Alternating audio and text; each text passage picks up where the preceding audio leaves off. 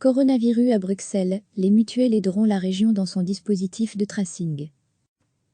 Du personnel des mutuelles participera au dispositif de traçage des contacts de patients contaminés au coronavirus, a indiqué dimanche le ministre bruxellois de la Santé Alain Marron. C'est ce lundi 4 mai que ce dispositif de tracing entre en phase de test, afin qu'il soit pleinement opérationnel le 11 mai, véritable moment de départ du déconfinement progressif, selon le ministre écolo. Ce calendrier avait fait l'objet d'un accord en Conseil national de sécurité. Les entités fédérées du pays doivent développer leur dispositif de sorte qu'ils puissent interagir via une plateforme fédérale. Le dispositif bruxellois vient de faire l'objet d'un accord en gouvernement.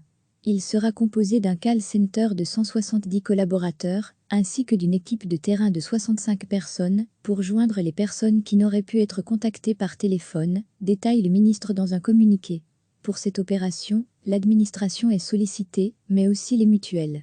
Celles-ci se sont imposées comme un partenaire de premier choix pour leur expertise en matière de santé, leur force d'organisation, leur capacité à mettre rapidement du personnel à disposition, leur connaissance des exigences de protection de la vie privée, etc., selon M. Marron. Le traçage démarre une fois qu'un médecin ou un laboratoire a rentré les données d'un patient infecté dans la base de données centrale. Toute personne qui a des symptômes est donc invitée à téléphoner à son médecin généraliste.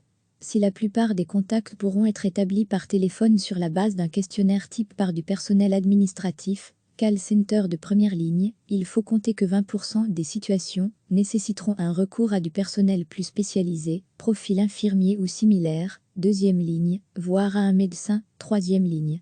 Les contacts qui n'auront pu être établis par téléphone ou qui seront jugés non conformes nécessiteront une visite sur place.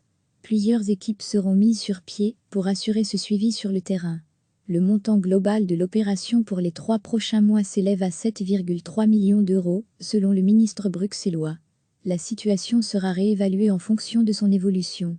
Recevez chaque matin l'essentiel de l'actualité. Du personnel des mutuelles participera au dispositif de traçage des contacts de patients contaminés au coronavirus, a indiqué dimanche le ministre bruxellois de la Santé Alain Marron. C'est ce lundi 4 mai que ce dispositif de tracing entre en phase de test, afin qu'il soit pleinement opérationnel le 11 mai, véritable moment de départ du déconfinement progressif, selon le ministre écolo. Ce calendrier avait fait l'objet d'un accord en Conseil national de sécurité.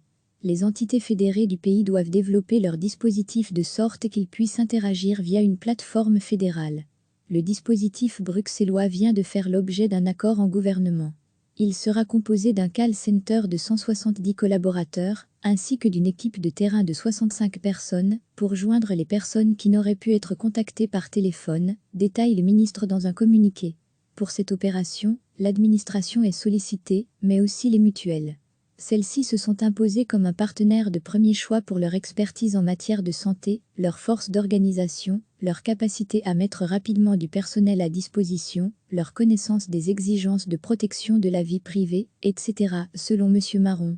Le traçage démarre une fois qu'un médecin ou un laboratoire a rentré les données d'un patient infecté dans la base de données centrale.